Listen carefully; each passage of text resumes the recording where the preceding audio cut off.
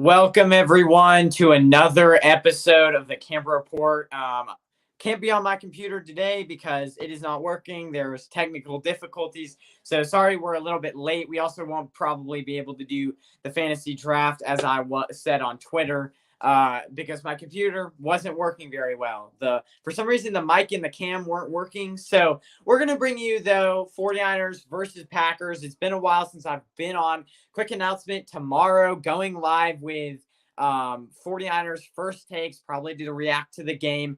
But let's get into some things and some keys that I think are going to be really important for this game. Some players that I think are on the bubble and that need to have a big game. Let's start on the defensive end.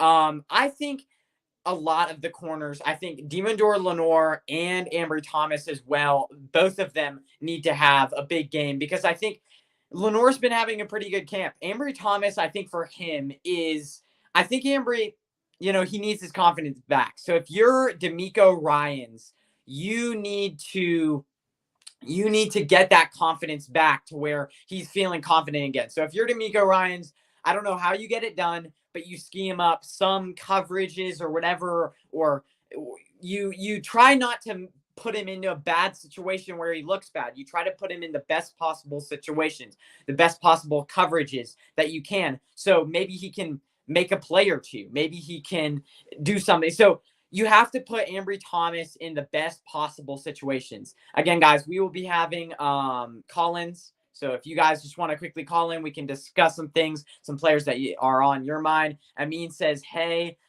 football is back. Yes, it is. Man, I am excited. This should be a fun game. So, yeah, Ambry Thomas is one. I think Lenoir last year obviously got benched. He's going to have to prove something. I think Lenoir, they are going to need guys even more because yes, I like E-Man. Yes, I like Charvarius Ward, but can they stay healthy? Will they stay healthy? And so that's why I think these two guys, Ambry and Lenoir, are both really key. The third guy that I'm looking for, Womack. That's, I think, big. I think Womack, I want to see how he looks against NFL receivers, how he looks in the slot. Again, he's going to be maybe put it Christian Watson, guys like that. Like, how does he look against slot receivers? And how good is he in coverage? I really want, that is going to be, I think, the most interesting aspect for me is where will Womack start for one, and I want to see him in coverage. Can he cover and prove that he can be the starting 49ers starting nickel corner? Kelt says, sup, Ben, great point on Ambry. He arguably has had the worst training camp and hopefully redeems that. Yeah, you need to put him in good situations where I think to build his confidence. And that's really all you can do. Kels, I definitely want to get a show back with you. I mean, that I would definitely want to maybe do another show soon. Maybe we could hop on one tomorrow with 49ers first takes, maybe get a little roundtable. So hit me up. Would definitely love to do that with you again soon.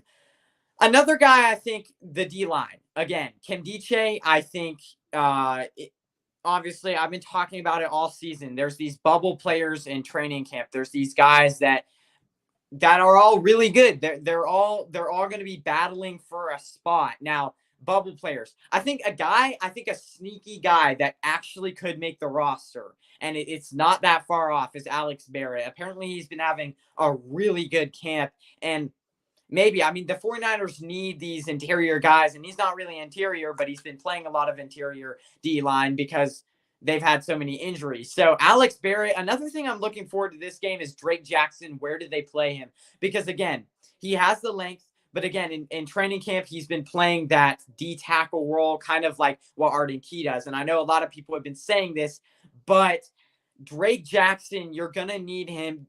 Can he be that two-way player? If he can, that's a win for the 49ers. Can he win on the inside? Can he have a little bit in stopping the run? Another guy, Kimiko Toure. I'm really excited to see him because we've never seen him before. I'm excited to see, can he, obviously he's a great pass rusher, but it's going to be exciting to see him and Willis and all these guys going up and battling for that defensive end spot.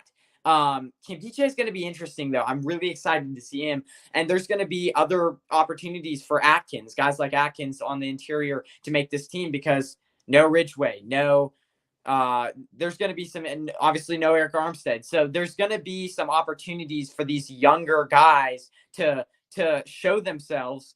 And hopefully it comes, hopefully we get some standouts from this game. Another position I was interested in is safety. I'm really excited to see Moore versus what's his name? Hufanga. That's going to be an exciting battle because the starting, we really don't know. That's a big question mark on the defense, the safety. But if Moore can, I don't know. That's a big unknown, and that's going to be exciting as well. And again, Aaron Rodgers isn't playing, so you're going to have Jordan Love. He's not too good. There's going to be a lot of opportunities for this defense to shine. Like, we're a deep team. There's going to be a lot of opportunities because there's no Aaron Rodgers. It's going to be the first preseason game. Not really sure. Absolutely. I'm currently kicked off Twitter, so it's hard to communicate. I finally bite the hook and told Lobs to slap himself. Okay. Yeah. Just hit me up on email, or I don't know if you can share your email right now, so that's fine. But yeah. Actually, I know your email. Never mind. I'll try to hit you up on email if you go on that much, because I would love to get another show with you if you have time. So yeah, defensive line is going to be exciting. Now let's move to the offensive side of the ball, because I think my number one thing is I think the 49ers are really looking towards these preseason games of, I might go live after the game. You're welcome to join. If I see you in the chat, I can send the link if you're available. Yeah, I should be available after the game. That'll be like late, like 9:30 my time. Yeah, so I should be available then. That should be fun. But yeah, center position, I think the 49ers, obviously, with the report. Now, I want to talk about this a little bit. Jimmy Garoppolo to the Browns. This report, I think, is intriguing. I think it could happen, actually, because I was thinking if they don't do it a season, then the Browns won't trade for him. And now it's looking like, okay, even if he gets suspended to 10 to 12 games, that's still kind of a death sentence for the Browns, because you still have, like, let's say Jacoby Brissett's a great backup, but will he win every game? Like, I want to look up right now. I'm not sure. I don't think my camera's still. Oh, okay, I can't go offline. Well, anyways, the Browns' schedule, it's going to be interesting because Jacoby Brissett is a great backup. But can he win? Like, how much better is Jimmy Garoppolo really than Jacoby Brissett? And that's what the Browns have to ask themselves. How much better are you going to be getting from Jimmy Garoppolo? I think Jimmy Garoppolo is better than Jacoby Brissett, but is it worth spending capital getting Jimmy Garoppolo when you have Jacoby Brissett? I think it is. So, this is great news that the NFL appealed this ruling, because now you might have the Browns are probably trading for him, and now the 49ers are going to get a little bit back for him, which is best case scenario. Now, this is a sneaky, now if I were the 49ers, and I don't know if this would work, but maybe you ask for Jacoby Brissett in return. His salary, I was looking at it today, it's like $5 million. And I don't know, chat, let me know what you think, but would the Browns do that? I don't think they would, because there's a high likelihood that Jimmy Garoppolo gets injured, and then you have Josh Rosen as your backup if they trade Jacoby Brissett for a swap. It would have to be like, I think, Jimmy for Jacoby, and then maybe the 49ers definitely take some of Jimmy Garoppolo's salary, and then maybe the Browns send back a sixth as well. So I don't know if it's really worth it doing that, but that would, I think, be best case scenario. But even if Deshaun Watson doesn't get suspended for the whole season, and he's only suspended for 10 to 12 games, that's still bad, because let's say you lose a little over half of those. Your season now, especially how the AFC is built, your season's over if you lose 7 games within the first 12 games. And even if he comes back, you might still have a chance. So that's why, like, I always thought, like, why does Deshaun Watson, whenever people said the only way Jimmy Garoppolo gets traded to the Browns is if he's just suspended the whole season, That's not the case because the AFC is so strong that even if you lose 7 games, you're not making the playoffs. So that's why Deshaun Watson, that's why even if he's suspended 10 to 12, it's still going to be detrimental to the team. Got a dip. It's game time. Let's get it. Yes. About around 45 minutes till game time. So, yeah, so it's detrimental to the team. But anyways, back to that. So Jimmy Garoppolo, obviously, but I think this all ties in with how the 49ers are using that center position. I think it really all ties into if the 49ers don't like what they see at center, they'll obviously have some cap space coming back. Like they'll obviously let go of a little bit of that cap space with a Jimmy Garoppolo trade to the Browns. No, like even if they take a little bit, they'll still have a little bit of cap space that the Browns are paying for that will be freed up so they can spend that money on veterans. So I think these 3 preseason games are huge telling games, and especially this one for do they really need a center? Obviously they do. I think they do. Their centers so far, I've heard, have been playing terrible. So I think they really badly need a center. But I'm interested to see how that offense how it functions, and I'm interested to see who starts. I'm not really sure if you guys have a starting lineup, but I'm interested to see who starts because I haven't looked at it. But Jake Brendel or Brunskill, I think it's going to be Brendel. But that's going to be one position that I'm a little nervous about, and I'm nervous to see how that starts off. Again, no Trent Williams, no Mike McGlinchey, so you're going to have probably Mills on the right tackle, and you're gonna have McKivitz on the left tackle. Again, Mills has so far looked good apparently in training camp, so that's good news for him. The interior is another one. Jordan Banks, man. I want to see how he looks against other defenses. Obviously, this defense for the 49ers, very strong, but can he? I mean, this Green Bay Packers D line is actually pretty deep too. I mean, they have a top 5 defensive line in the NFL as well. So I don't know how good he's going to do, but let's hope and pray that we see something out of Aaron Banks because that's another one. Now, another guy that's like, we're all talking about JC Treader and guys like that, but another guy that I think is out there that we can't sleep on, and I think he's played guard, but right now he's listed as a right tackle.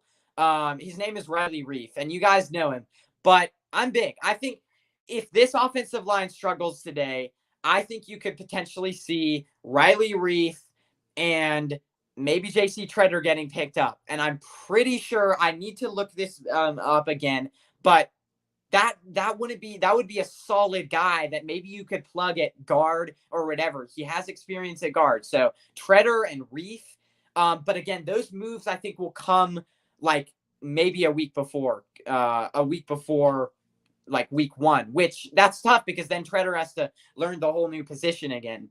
And maybe we don't wait till week 1 to pick up a new center. Maybe after 1 week of training camp, we're like, oh no, like this is why I think this game is going to be so telling is I think the 49ers, this game, they could make their decision before week 1 if they need a new center off the market. You see what I'm saying? So this is a huge game because this is a game where Brendel needs to prove himself. Otherwise, I think the 49ers are probably going to start looking at centers on the free agent market. I don't think they wait till week 1. I just said they probably will. Well, I've changed my mind. I don't think they'll wait till week 1 to look at a center on the market. I think this week's a big week for just a prove it week for Brendel and Brunskill. I think both of those guys are pretty bad. So we will probably see a guy off the market. And the best thing to do, I think the thing that really kept Jimmy Garoppolo in check for a lot of these years was a decent center all of those years. Again, in 2020, when we saw what's his name? Grasu playing center wasn't good. So Jimmy Garoppolo needs to, like, again, Jimmy Garoppolo was good when he had a good center. Trey Lance will be good because the center in Kyle Shanahan's offense is huge, and any offense is huge. So that's going to be huge, and I don't think you can last with Brendel as your starting center.